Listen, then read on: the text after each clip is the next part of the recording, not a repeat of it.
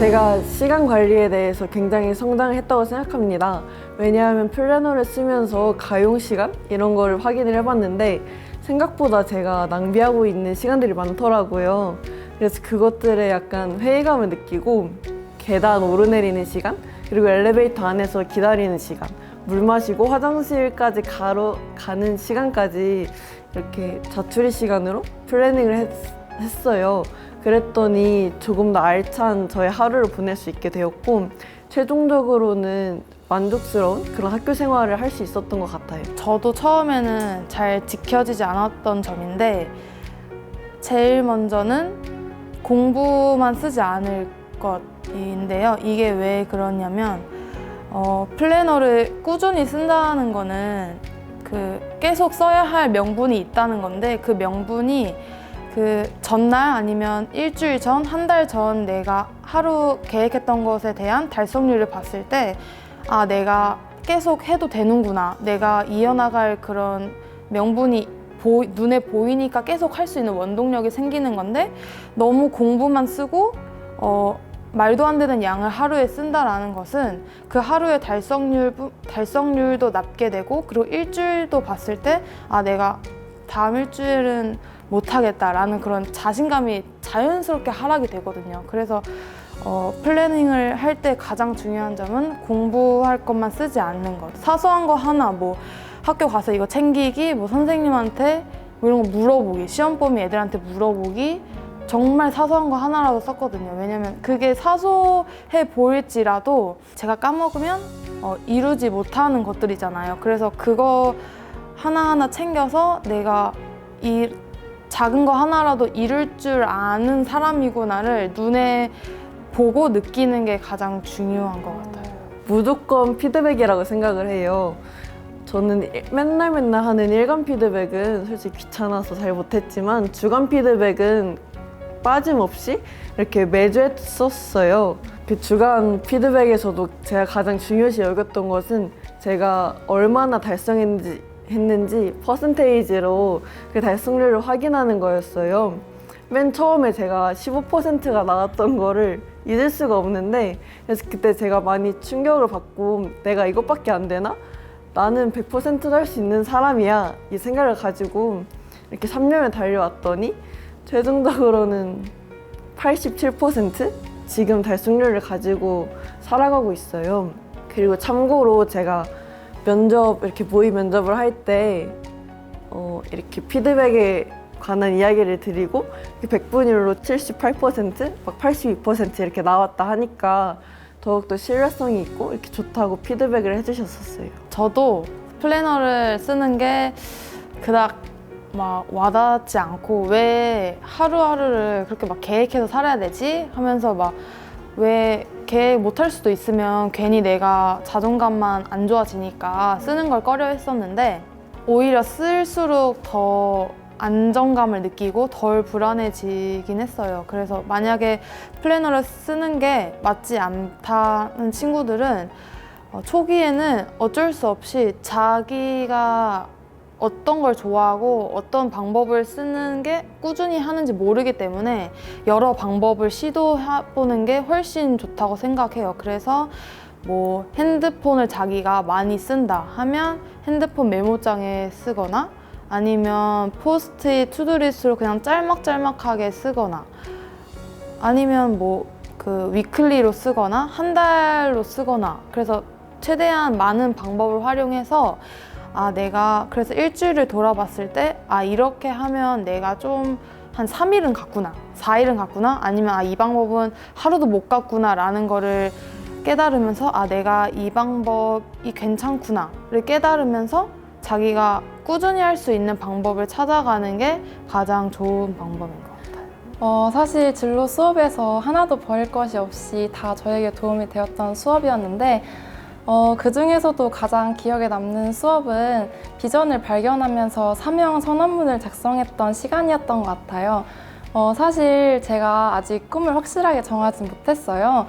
그래도 비전은 정할 수 있었는데 저의 비전을 정할 수 있게 도와준 수업이 바로 이 사명 선언문 수업이었어요. 이 사명 선언문 수업을 활동을 하면서 정말 내가 이런 사람이 되어야겠다, 정말 되고 싶다 확신할 수 있었던 시간이었고 아직도 방황을 할 때면 그 사명 선언문을 보면서 저의 마음을 붙잡기도 해요. 저 같은 경우는 마냥 추상적인 꿈을 갖고 있었어요. 그래서 이 추상적인 꿈을 진로 로드맵 작성하면서 직접 기록하고 구체화하는 과정을 처음으로 거치게 되었는데, 이 과정을 통하여서 어떤 점이 추상적이고 어떤 점이 실현 불가능하고 또 한편으로 어떤 점이 실현 가능성이 있는지 이런 것들을 확인하면서 고칠 부분은 고치고 다시 그냥 놔둘 부분을 놔두면서 저희 꿈을 더욱더 실현시킬 수 있도록 도와주는 도구로 사용된 것 같아요. 진로 로드맵이. 나를 발견할 수 있었던 수업이었던 것 같아요.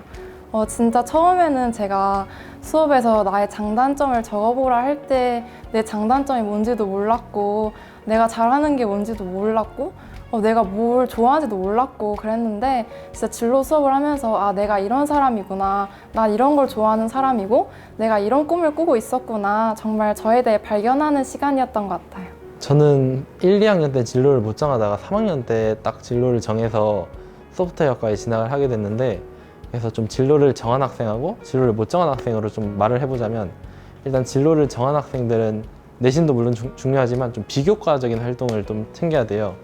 그래서 좀 동아리라거나 독서 쪽에서 좀 약간 내가 가려는 진로 쪽인 활동을 하면 좋은데, 제가 소프트웨어학과에 갔으니까 소프트웨어학과로 예를 들어보면은 좀 1학년 때부터 코딩 동아리를 만들어서 뭐 좀 프로젝트를 진행하거나 친구들하고 활동을 하거나 그걸 꾸준히 활동을 진행하는 것도 되게 중요하고요.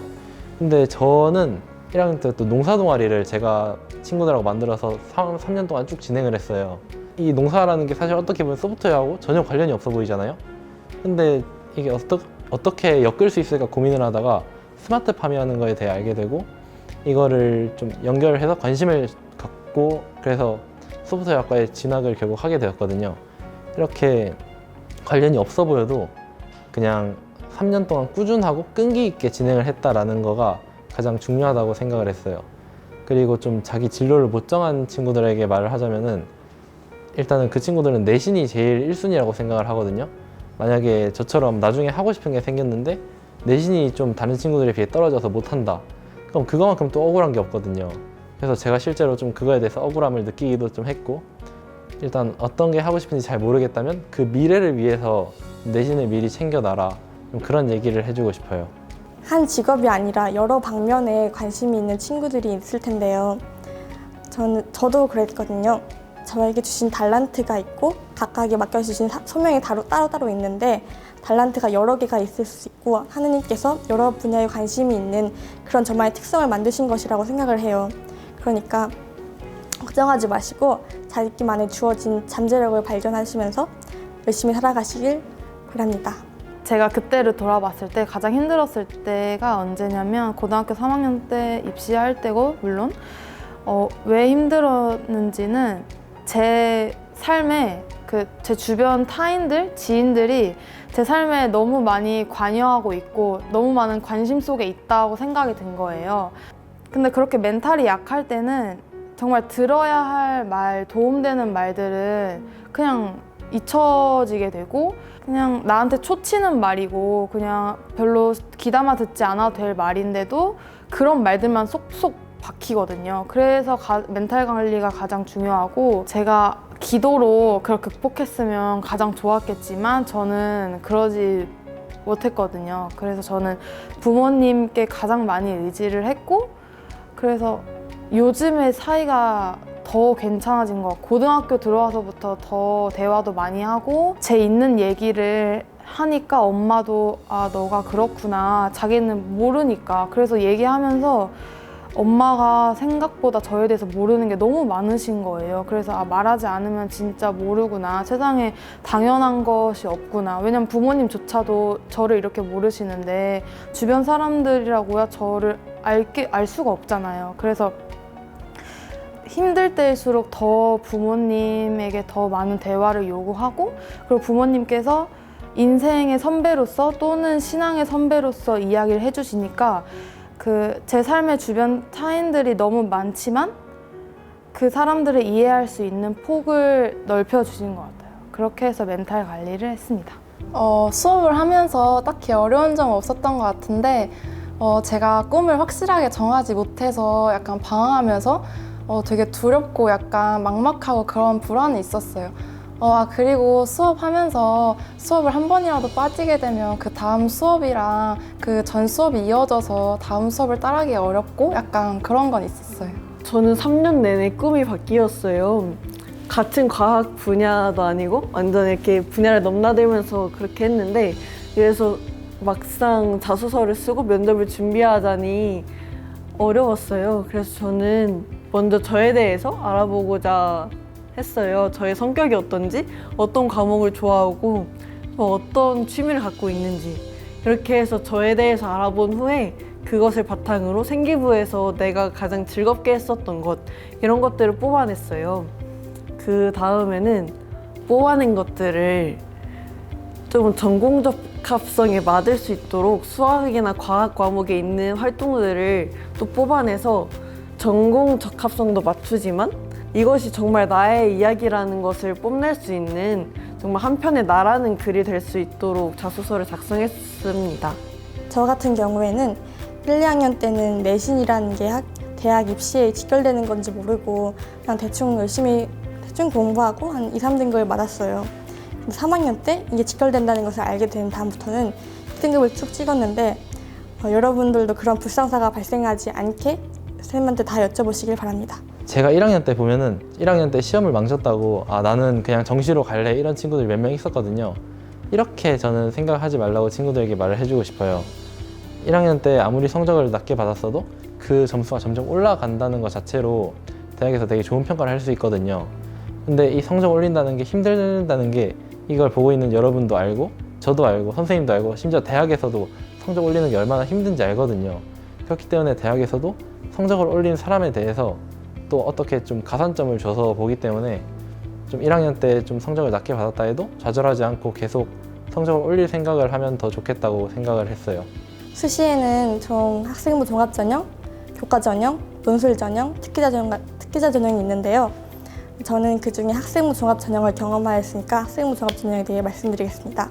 우선 학생부 종합전형은 학교 성적, 즉 내신, 대회 수상 내역, 봉사활동, 독서 내용 그런 거를 종합적으로 판단하고 평가하고 대학에 진학하는 그런 시스템입니다. 내신은 기말고사, 중간고사 같이 학교 시험 성적을 말하는데요. 저는 저 혼자 잘 받으려고 열심히 공부했는데 여러분에게 말씀드리고 싶은 것은 다 같이 열심히 공부해서 좋은 성적을 잘 받는 것이 중요하다고 말씀드리고 싶습니다. 솔직히 말하면 저희 학교는 별로 공부를 못하는 학교예요. 상위권과 하위권 성적 차이가 크게 나서 표준 편차가 크게 나고 대학은 이걸 보고 이 학교는 공부 못하는 학교구나 패스 그럴 수 있는 가능성이 있는 거죠. 그러니까 여러분도 혼자만 열심히 공부하지 말고 으쌰으쌰 하면서 다 같이 공부하기를 추천드립니다. 학업이나 생활 이런 것도 정말 중요하지만 저는 신앙적인 이야기를 많이 해주고 싶어요. 제가 시험 공부하는 동안에도 하나님을 많이 의지했고 면접하는 동안에도 하나님의 살아계심을 느끼고 이런 스토리들이 정말 많은데 하나하나 이야기해 줄 수는 없지만 정말 하나님이 이 세상의 주인이시고 우리 후배 친구들의 앞길 모두 아시니까 그냥 하나님만 의지하고 열심히 최선을 다해서 삶의 예배로 여러분들의 삶을 올려드렸으면 좋겠습니다. 고민을 정말 많이 했는데 알면 알수록 여러분은 정말 재미있고 알면 알수록 좋은 사람이라는 거를 깨달았으면 좋겠어요. 그래서 자기를 알면 태도도 바뀌고 생활 패턴도 바뀌고 가치관도 바뀌고 주변에 이제 안 보였던 것들이 보이기 시작하거든요. 그래서 이 힘든 시기를 당연하게 여기지 않고 내가 꼭 힘든 시기여야만 할까 하는 제 의문이 이랬거든요. 왜 고3 때 힘든 게 당연하지? 라는 생각을 했거든요. 그래서 그냥 누구나 생각하지 않는 거를 생각하고 그러면 그 시기를 정말 유용하게 쓸 수 있고 자기 자신을 알아가면서 아, 내가 좀 소중한 존재구나. 몰랐던 걸 계속 알면서 나 자존감도 정말 상승하는 고3을 보낼 수 있을 것 같아요. 사실 지금 시기에 자신의 진로와 꿈에 대해서 방황하는 친구들도 되게 많을 거고 그래서 불안하는 친구도 굉장히 많을 거라고 생각을 해요. 하지만 불안해하지 않고 자신의 하루에 충실하면서 하나님만 의지하고 그렇게 살아갔으면 좋겠다고 말해주고 싶어요.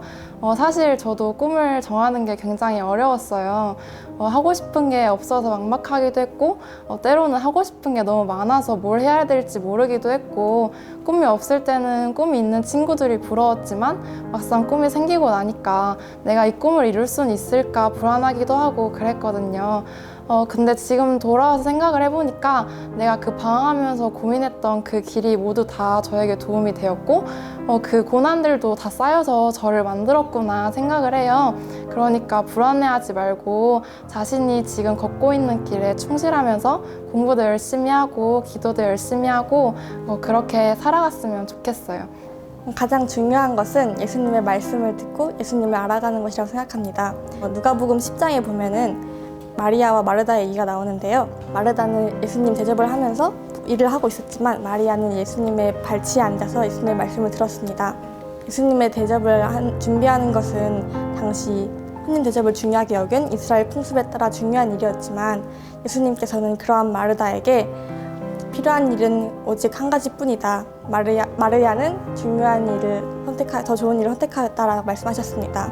여러분 앞에 살아가면서 필요하고 꼭 해야 되고 중요한 일이 많아 보이겠지만 이 세상에 살면서 가장 중요한 것은 예수님의 말씀을 알고 예수님을 알아가는 것이라고 생각합니다. 구하는 자에게 지혜와 힘을 후히 주시는 하나님께 구하고 하나님을 최우선순위로 두시는 여러분이 되기를 축복합니다.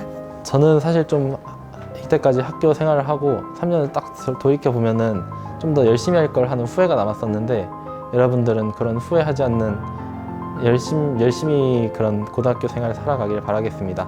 화이팅! 화이팅! 사랑해요. 여러분은 너무 소중합니다. 오늘 하루도 열심히 기상예대학교 화이팅! 야, 1시간 뒤면 발표인데? 야야야 봐봐 떴어 야 지금 떴어 빨리 봐봐 야 떴어 싫어요? 나 수험번호 뭐냐? 야, 나 한동 됐어. 너도? 나도. 너도? 나도 야, 나도. 야, 너?